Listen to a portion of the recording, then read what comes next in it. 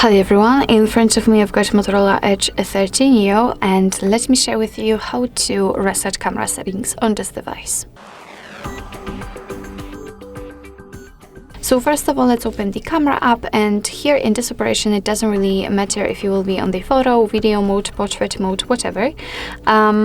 I hope that you can see those grid lines. I've applied them before I've started the recording, and it is because I'd like to show you the visual evidence that the reset option will work.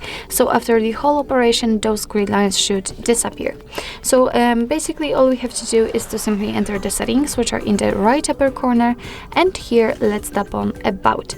As you can see, the options will be unrolled, so let's tap on Reset and tap on Reset again.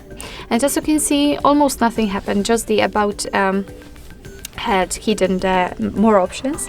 But after getting back to the camera, we can see that the grid lines simply disappeared, which simply means that we just successfully reset all camera customizations.